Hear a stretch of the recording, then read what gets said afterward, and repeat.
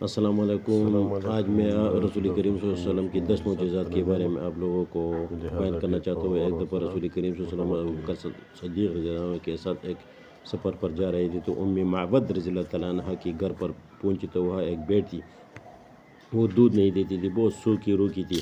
تو رسول کریم صلی اللہ علیہ وسلم نے اس پر ہاتھ پھیر کر وہ اتنی دودھ شروع کی کہ ساری زندگی وہ خراب نہیں ہوئی۔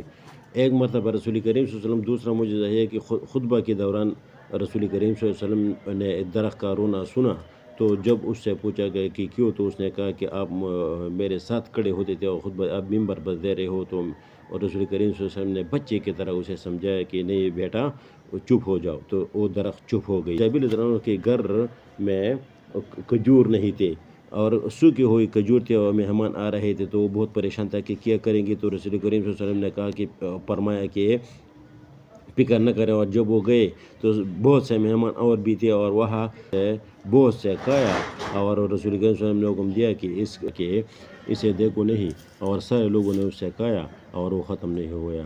ایک دفعہ سفر کے دوران رسول کریم صلی اللہ علیہ وسلم ساتھیوں کے ساتھ جا رہے تھے، 300 لوگوں کا قافلہ تھا، تو وہاں پیاس بہت لگی، پانی بھی نہیں تھی، وضو کی پانی نہیں، پینے کی پانی بھی نہیں تھی۔ رسول کریم صلی اللہ علیہ وسلم نے ایک برتن میں ہاتھ رکھ کر اس تمام صحابہ کو فرمایا کہ آپ آؤ پیو۔ سب نے پیا، 300 لوگوں نے پیا اور بہت سے اور وضو بھی کیا، اور وہ پانی اس چھوٹے سے برتن سے ختم نہیں ہو گئی۔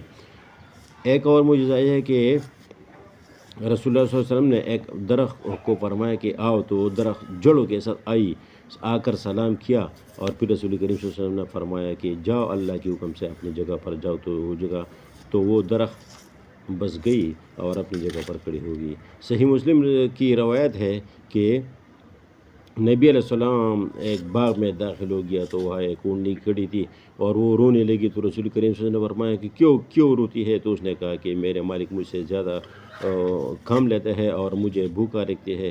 تو رسول کریم صلی اللہ علیہ وسلم نے مالک کو سمجھایا، کیوں وہ جانوروں کی باتیں بھی سمجھتے تھے۔ ایک اور معجزہ ہے کہ قریش کے سامنے چاند سب لوگ کھڑے تھے اور چاند کو 2 ٹکڑے کیے، اور قوانین فطرت کے خلاف چاند دو ٹکڑے ہو گیا اور پھر واپس آ کر اپنی جگہ پر مقیم ہو گئی۔ ایک اور معجزہ کہ حضرت عبداللہ بن مسعود رضی اللہ عنہ تلاوت فرما رہے تھے اور سامنے اور ارد گرد جنات کھڑے تھے، سب مسلمان ہو گئے اور سب نے بیک وقت لا الہ الا اللہ محمد رسول اللہ پڑھا تلاوت کی وجہ سے۔ ایک دفعہ رسول کریم صلی اللہ علیہ وسلم کے ساتھ قافلہ جا رہا تھا کہ قافلے میں ایک آدمی کو سانپ نے ڈس دیا۔ جب سامنے ڈسے تو اس پر شدید درد تھا۔ اس نے فرمایا کہ اور آنکھوں سے آنسو بہہ رہے تھے۔ رسول کریم صلی اللہ علیہ وسلم نے فرمایا کہ بیٹا کیوں؟ اس نے کہا کہ سامنے ڈس دیا۔ تو رسول کریم صلی اللہ علیہ وسلم نے اس پر ہاتھ پھیرا اور اپنی لعاب ڈالے، تو جب لعاب ڈالے تو وہ درد بھی ختم ہو گیا اور اس کا سوزش بھی ختم ہو گیا۔ تو بات یہ ہے کہ ایک شاعر نے فرمایا کہ نہ میں جنت کا قابل ہوں نہ دوزخ میرا قابل ہے، میرے مولا تیری مرضی جدھر چاہے ادھر کر دے۔ تو